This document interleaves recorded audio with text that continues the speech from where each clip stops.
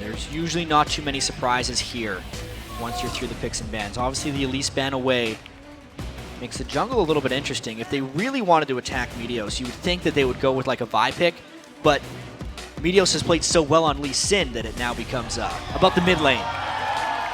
This makes sense. This was a LeBlanc-free zone, I thought. Yeah, where's the LeBlanc? No one, we didn't think High or Bjergsen would get to play that so far. 2 wins on LeBlanc for High. Bjergsen has played LeBlanc, I believe, once, but just destroyed on it, so he's never gotten the chance to play it again. It had been banned 3 times against TSM so far. It's a pretty bold first pick here. High has played many different champions in the LCS here. I think he has an answer for this. I mean, I think back to the Week 1 matchup where Cloud9 basically wanted TSM to pick Nunu. This was their strategy going into the game. OddOne did, and then they picked Teemo instead to overcome their map control. Maybe here they wanted Bjergsen to pick LeBlanc, and then they could beat them with a very resilient composition where no one could get bursted down. Maybe very heavy pushing in the mid lane. I'm not sure. They need to show that they have a plan. That comp with Nunu was also Dyrus on Nasus. It did not work out for them. Their plan seems to be straight to the heart of whatever TSM has. They're Renekton and Leona.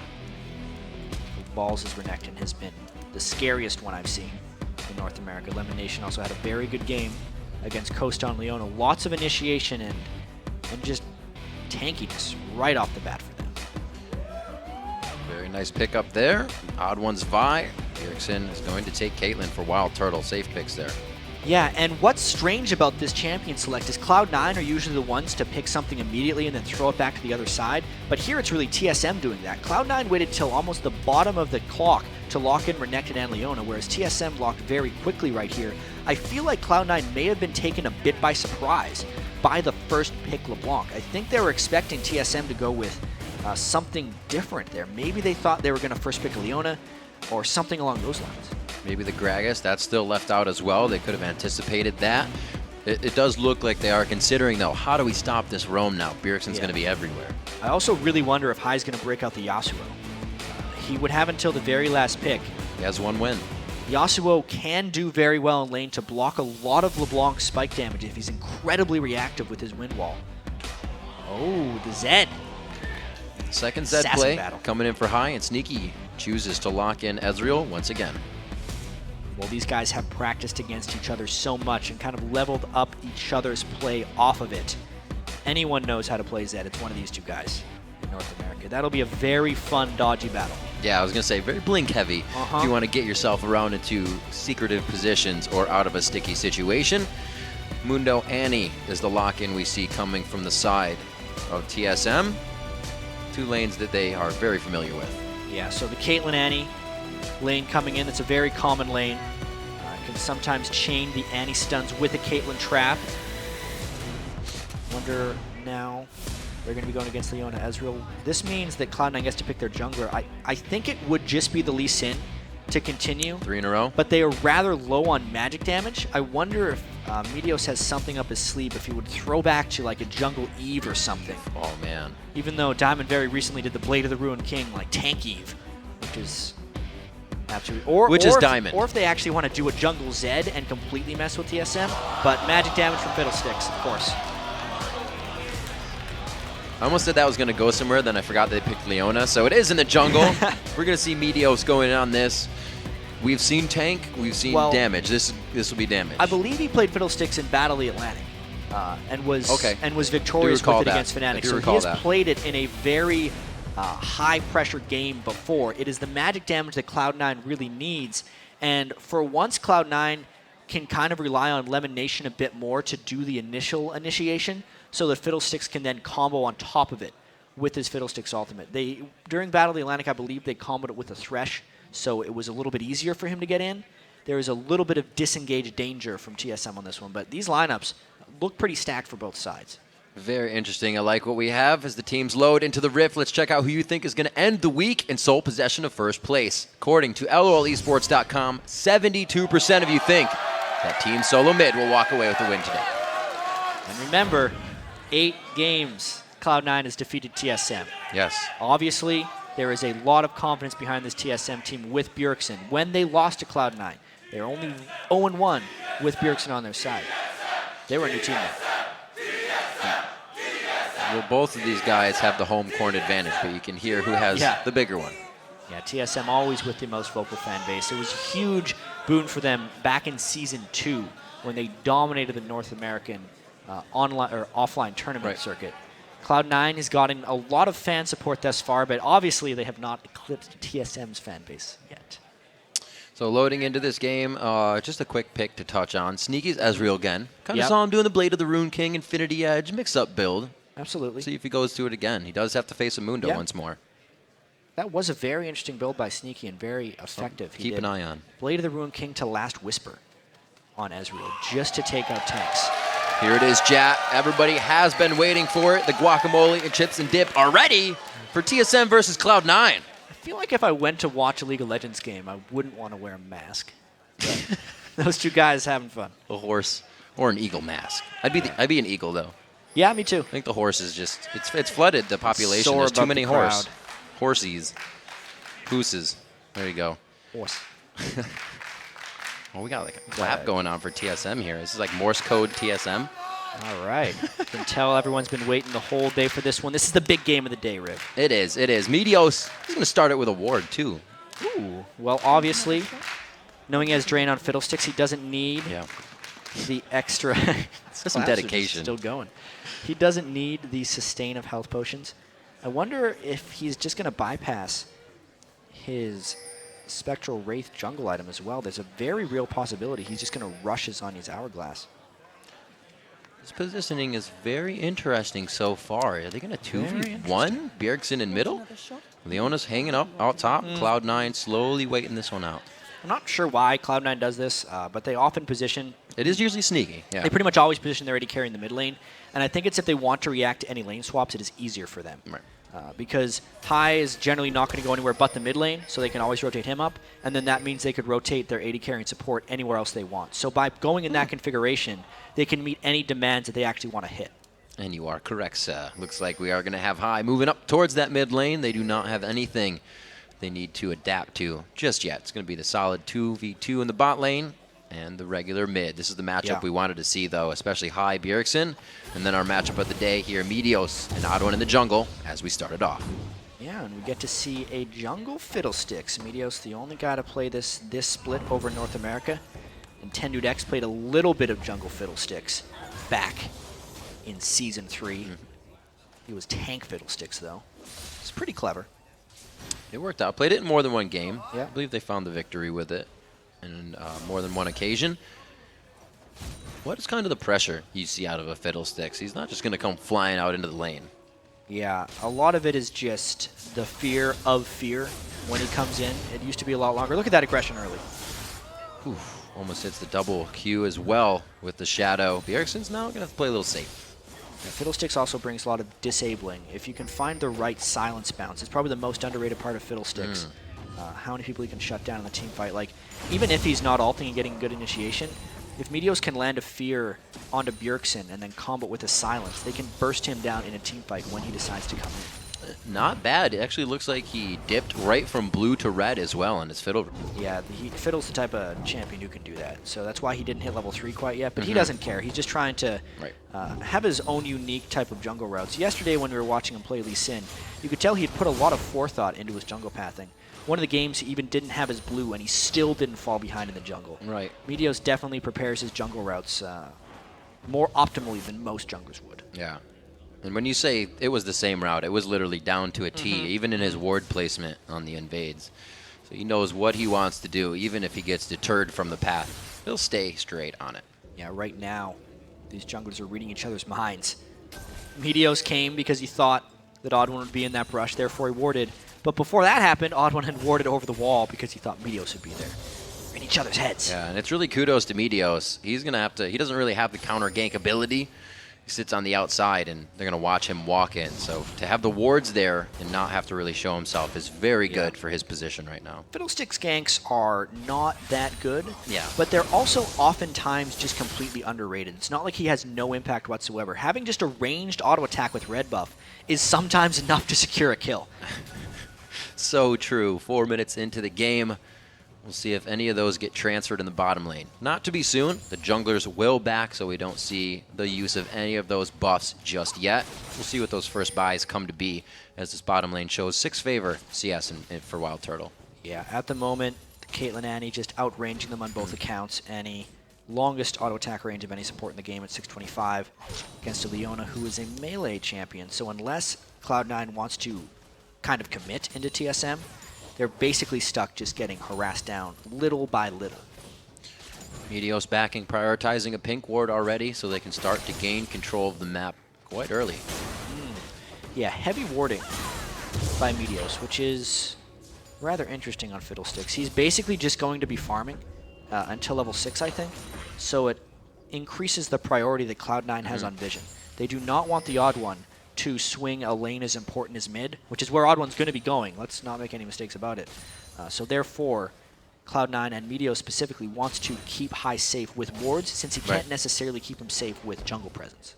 Meteos already picking up that sweeper as well, possibly thinking he'll hit 6 out on this run, give him a little more of an advantage with that ultimate to get in.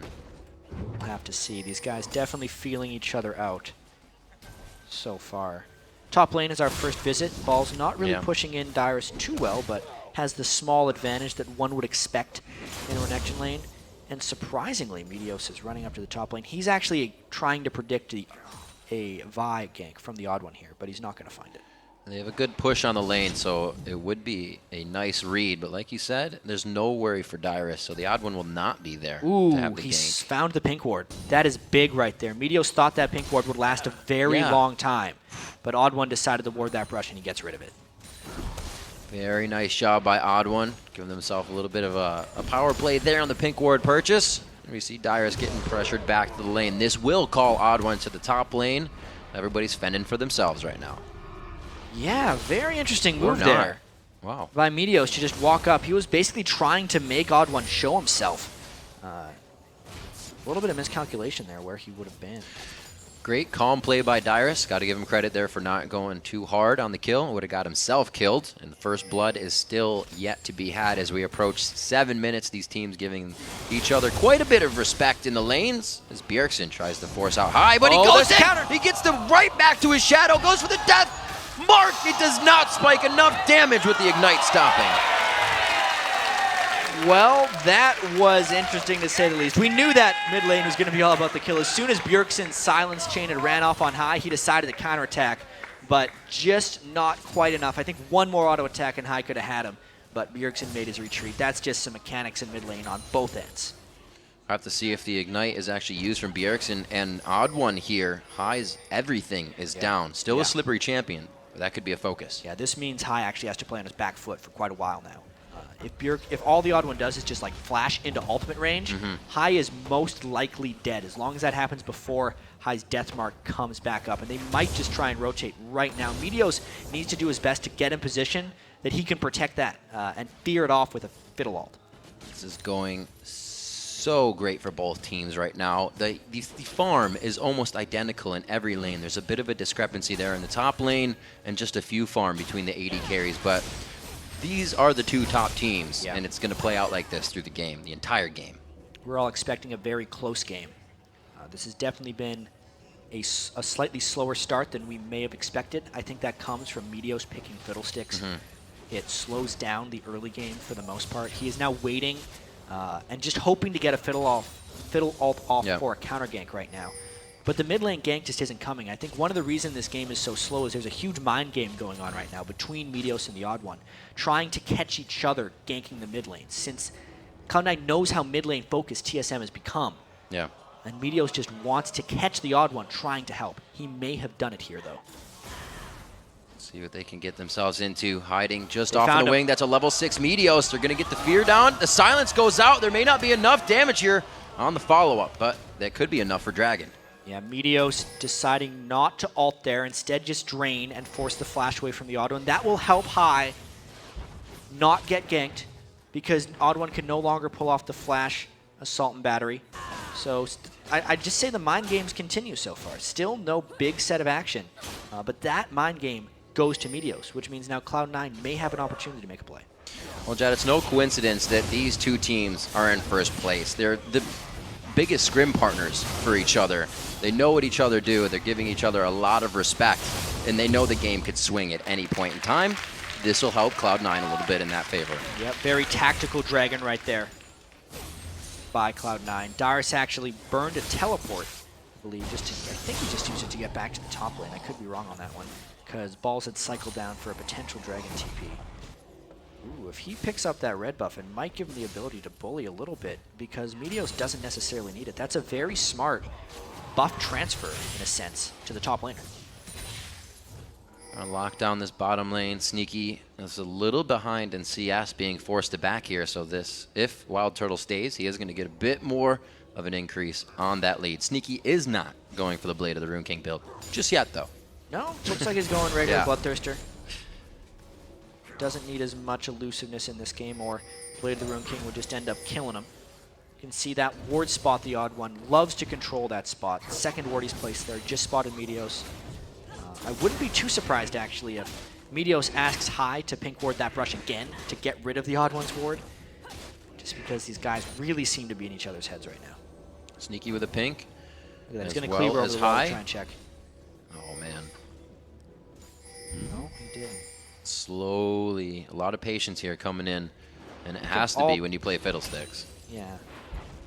Never really know where he's going to be. He can theoretically ult over that wall and try and get something crazy, but he's just kind of backing off because they don't have eyes on TheOddOne at the moment. Yep. There's always the rule of thumb that you should consider someone is in the bush every time, and even more so with the Fiddlesticks, because it's going to mean an instant 0 on your HP. So these guys still feeling each other out. Let's take a bit of a look at the items. Brutalizer completed onto High, and also double Thorns for Bjergsen. So while Bjergsen hasn't went like a full Seekers for defense, the double Thorns is respect in itself to have the little bit of extra health. Both those guys are fairly vulnerable. LemonNation might go hard. A very nice ultimate there. Solar Flare goes down as well as a True Shot Barrage. Can they finish out WildTurtle though? Xpecial to the back line, stopping a good amount of damage. Sneaky, very low. Xpecial, no flash, no ignite. No, he just uses it all. WildTurtle's Peacemaker, first blood on the long range. And they might continue. They're trying to take with Timbers. They can't get the double. Wow, Rick. Lines it up and the sniper shot for first blood. That was a perfect example of how to stop a Leona as an Annie. You don't go for the Leona, you go for the 80 carry. So LemonNation gets trapped in there by himself. Xpecial just finishes him off, and the Timbers is just beating on Sneaky that whole time. Dive top! And they're beating on Dyrus in the top lane. He gets hit up. The attacks go down from the turret. Balls makes it out alive. Action reaction right there from Cloud9 and TSM. Meteos knows he can get that ultimate off on Dyrus. They've been working so well with Balls this week. They're trying to get him going. Instead of playing into the mind game of everyone ganking mid, Meteos heads top lane, gets a kill, and they can even out the turrets. We shouldn't expect anything different from the two best teams in the league. I expect a lot of this gameplay Nice to be move. mirrored. A nice death mark. He can't follow up on too much damage. The ignite's there. But again, it just doesn't equal the amount of health he needs. Nearly enough, but once again, yeah, High burns both of his summoner spell. Very nice move as he ulted as Bjergsen was trying to go in on him to dodge the damage, meaning Bjergsen couldn't attack back. But at the same time, High could not secure the kill. Therefore, he probably shouldn't have burned everything to go in that far. Now he is down summoner spells and also down health. There's that WildTurtle Peacemaker. Did pick up first blood as he comes up behind in mid with Xpecial now. Bjergsen may start some type of roam, or he may just go ahead and join WildTurtle and Xpecial back in mid. Yeah, now the rotations, I think, begin for TSM. The Caitlyn, Annie will definitely try pushing in a whole bunch. Sneaky not necessarily pushing the bottom lane, more so farming. So there is a rotational advantage for TSM right now, knowing that they also harassed High back. It's very difficult for Cloud9 to hold this. Who's going to clear the wave? Leona? No. Fiddle? No. They're going to get a lot of damage. Yeah, they're going to be able to use this. They got 3 long range. Although it's not doing too much damage, it is going to force Leona to have to go pretty much for broke if they want to engage on this one. And the turret's there for TSM. They don't want anything more. Yeah, they got a decent chunk of damage. They're going to be back to that one fairly soon. The next point of contention is going to be this dragon. It's going to happen in about a minute and a half. I think Balls is very much wanting to hit level 11. He's 10.5 right now. If he can get level 11 before this next fight, I think Cloud9 could absolutely control that zone. And this dragon is also more valuable than the last one. And the game is tactical as this one. A small goldie like that can pay huge rewards. Small Goldie right now is in favor of WildTurtle. That kill, the Bloodthirster already charging, so the ace in the hole, a better finisher now than it was before. Sneaky's actually going to start stacking his. He just purchased that. So again, these guys are staying very mirrored across the board except for what we just saw. I'd have to say, every member of Cloud9 has actually purchased a pink ward at this point in the game. That's a good point. More damage coming down on the mid lane. They're definitely trying to get some of TSM's wards out, so LemonNation can roam and get some good ults off. Also, because Fiddlesticks is more ward reliant than most other junglers. Whereas Vi can brute force a gank through a lane if she does like a flash vault breaker, Meteos cannot. They need the pink ward control so that he can find positions to attack. Teleport is up onto Dyrus. Looks like we have... Here comes the dragon control. Wait for the defense on mid turret, but you're right, it is going to trickle down towards the dragon, and the pink ward is going to be able to be taken out here. And Cloud9 is going to set themselves up. Yeah, they're going to want to go straight on this because Dyrus is pushing the top lane as quickly as possible. They're going to be daring TSM to come in. There's the initiation! Oh, the flash vault breaker going in from the TheOddOne, and then he does the assault battery, but he is in a 2v1. Down to the bottom of the screen, they're trying to zone out the entire team with the Crow Storm, and coming in with balls, got him with the true shot barrage. It's going to be a walk away for high. It's going to be Dragon. And the rest of Cloud9 just walked towards TSM, and they had to retreat. It is now a 5v3 near the Dragon. TSM trying to take the mid turret as compensation. I think they'll get it. This is going to be good for them. That was a very interesting initiation to be going in onto high.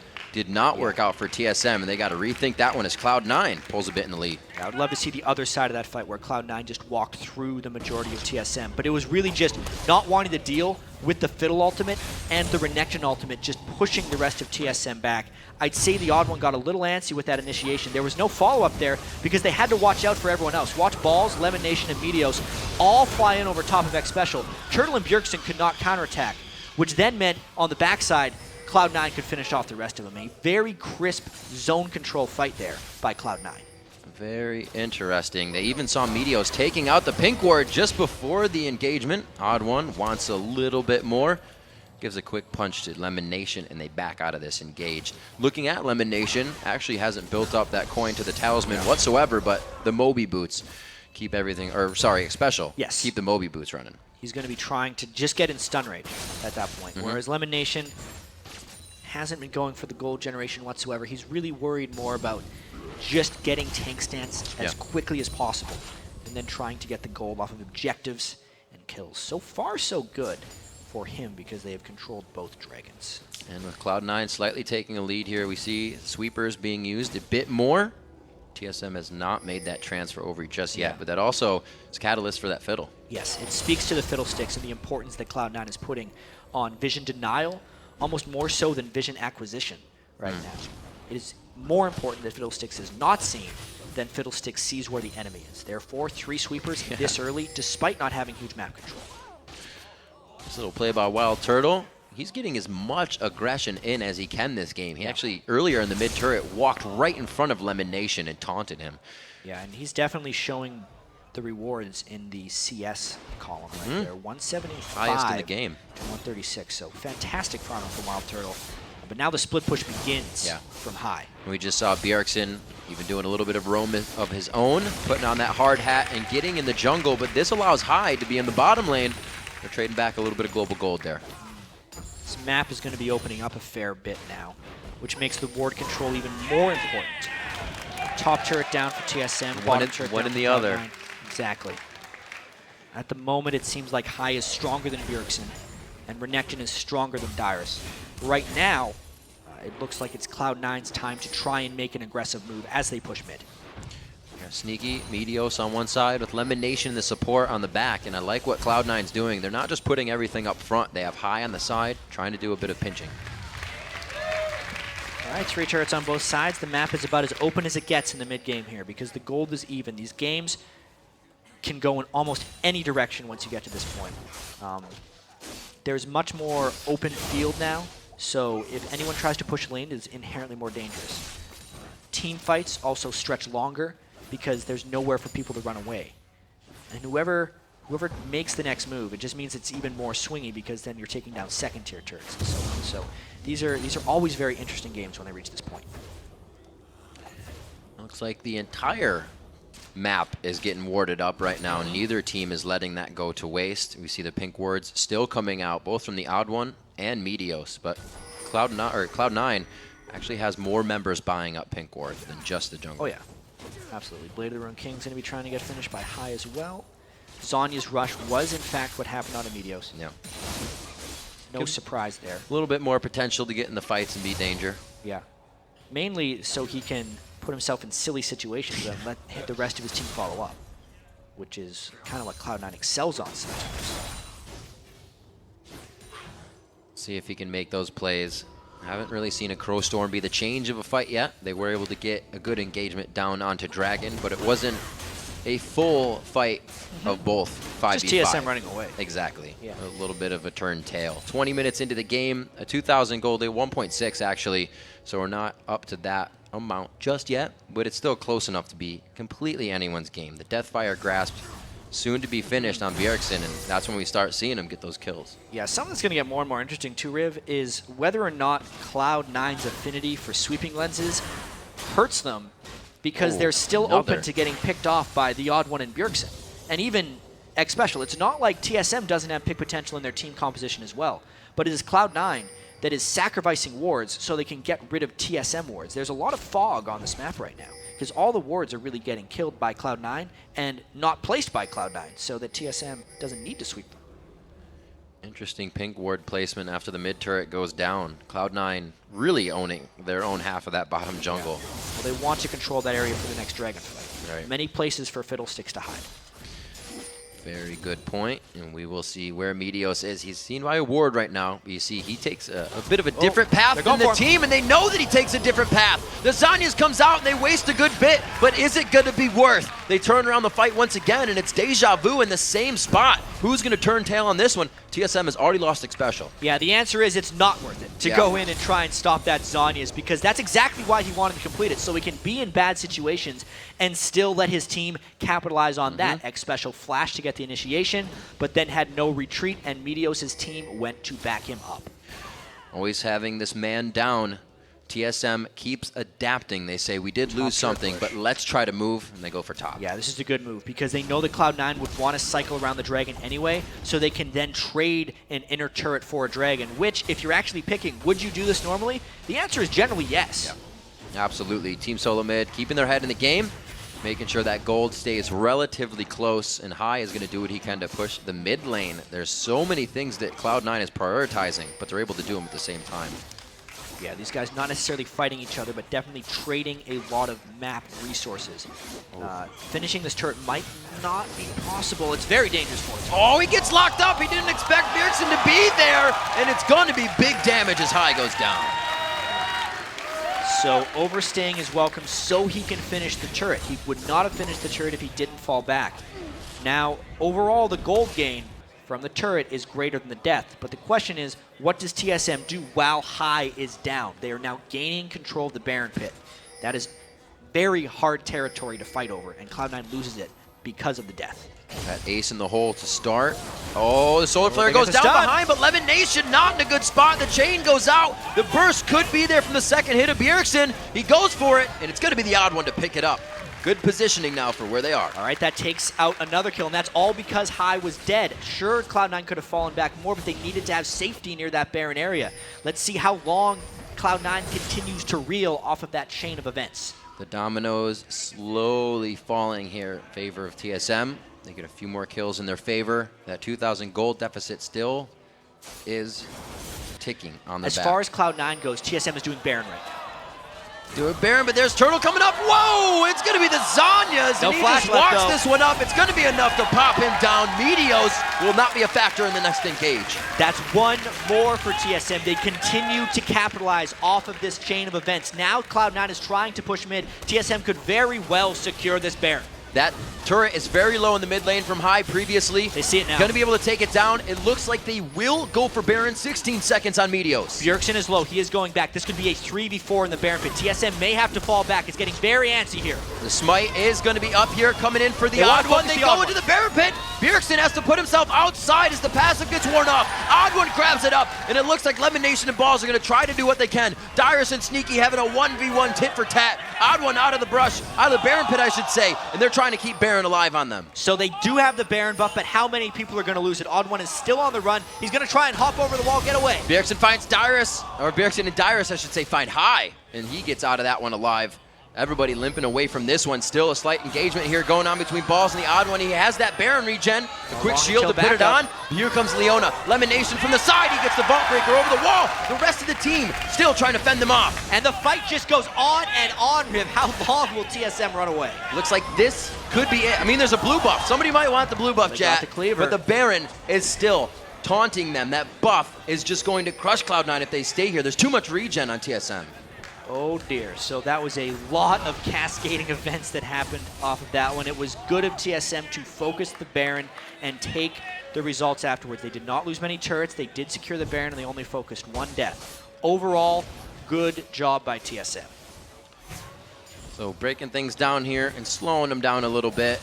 We take a look at that jungle matchup, a Rumble in the jungle, a Fiddlesticks versus a Vi, and it's... Meteos is being focused now. He's not getting enough time to ult. Well, if the team is scattered, then Fiddlesticks doesn't necessarily have setup time. It's not so much about him being focused, it's that TSM just caught him in bad positions. Right. You know, OddOne is using his assault and battery very much on him, and he is an absolute priority as far as that goes.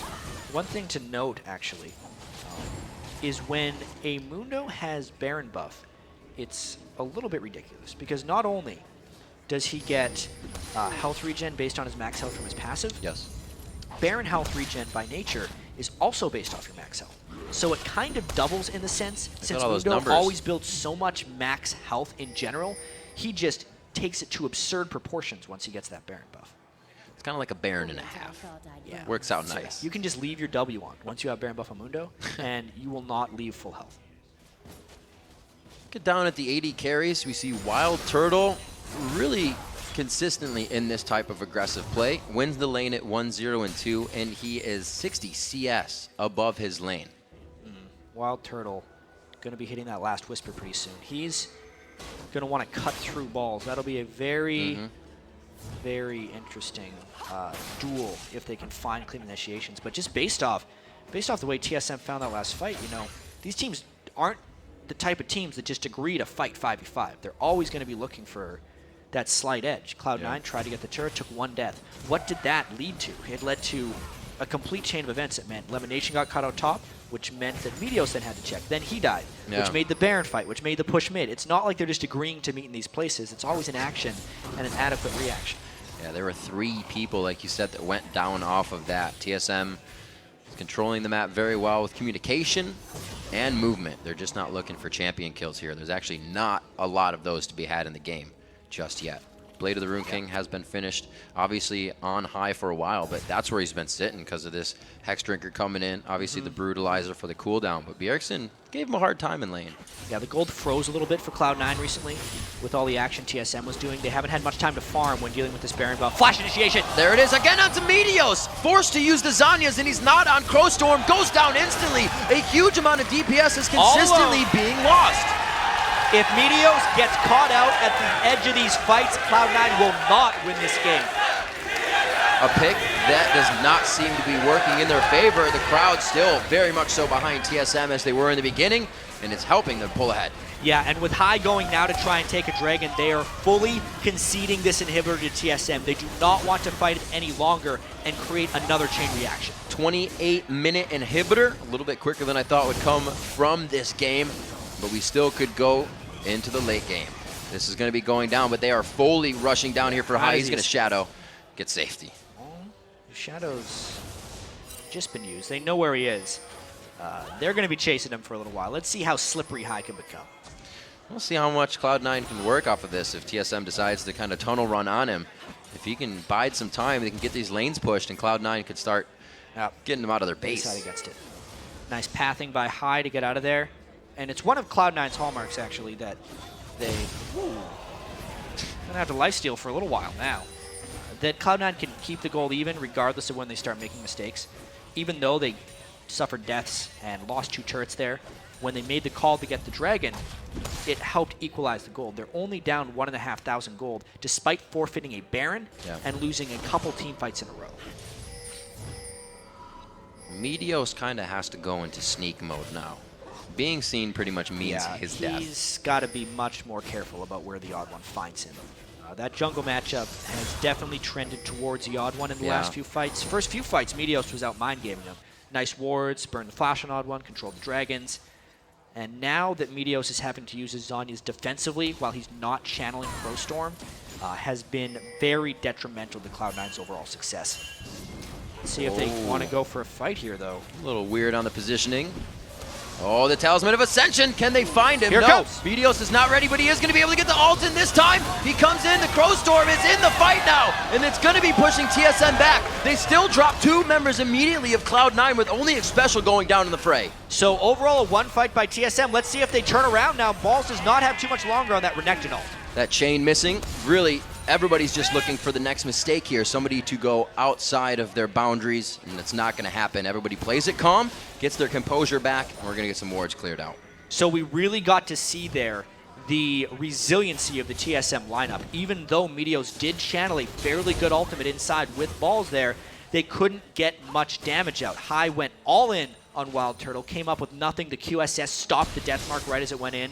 And that is a troubling fight for Cloud9. It actually tells TSM they could win this one. That was a close to ideal team fight for Cloud9. Yeah. And TSM still came out on top 2 for 1.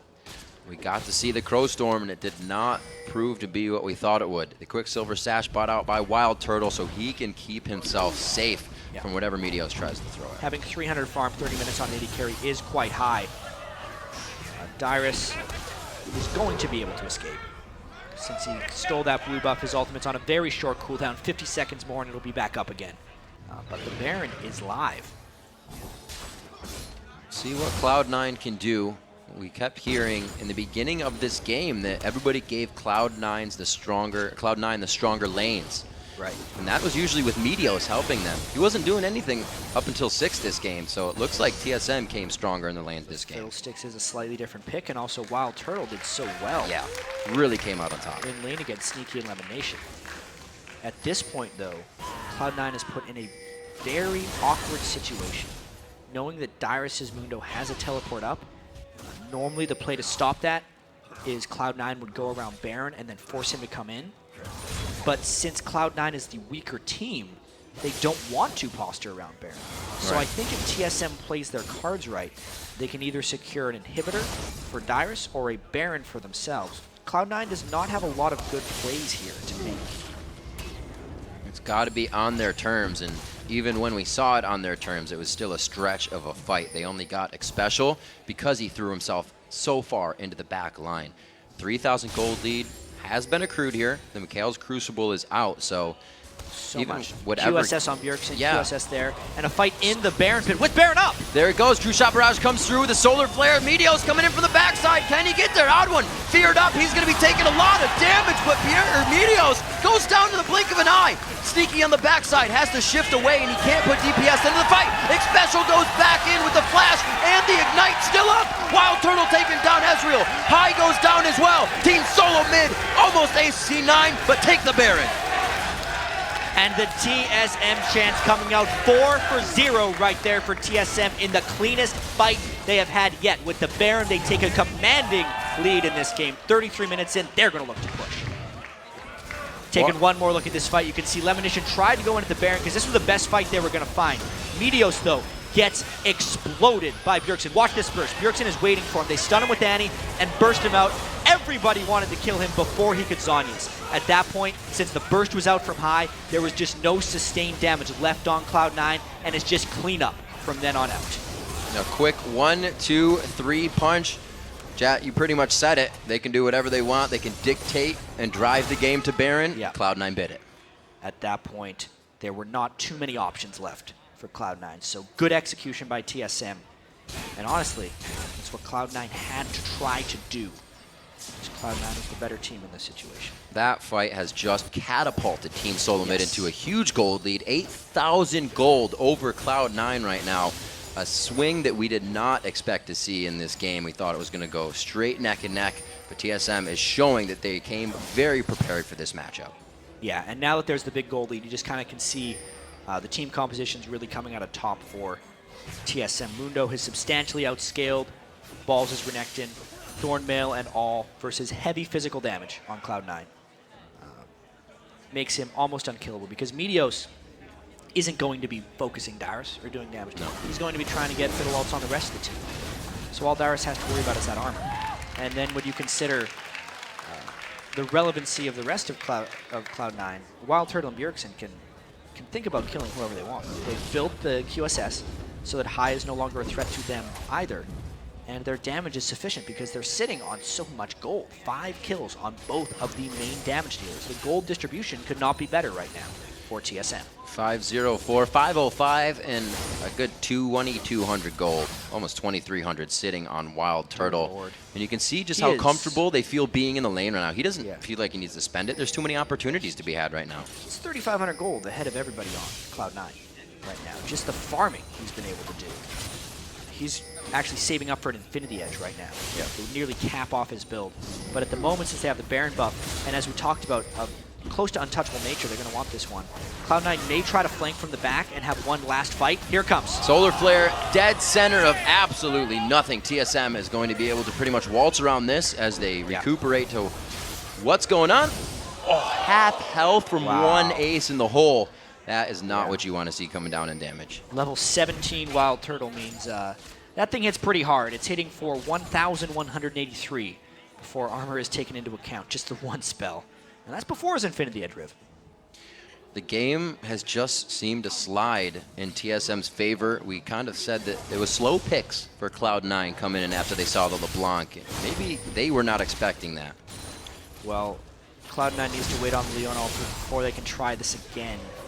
They need the Leon ultimate not to whip to have a chance, but they're going in before because they do not have the time. That's the third time Turtle's been really close. He gets himself out with the flash. The Quicksilver as well is there to assist. They're trying to go in on this, but there's not much damage coming from Meteos. It's like the fight really wasn't engaged, but it is Xpecial taking down LemonNation, and he is again in the forefront of the fight with the rest of the team. Balls is the one getting hit up. They're going to take him down and hit him right in the name. Sneaky goes down next. Meteos is on the board as well. The Zanyas goes, but he goes down. I think this is the game, Rib. That was another clean fight for TSM. You could see Cloud9 was not going to let TSM whittle them down. They went all in because it was the only chance they had. And now TSM is on the coast. An amazing game, Team Solomid. Going to take sole possession of first place over Cloud9. Give them their second loss of the season. And they're going to look to be 7-1 now in the spring split.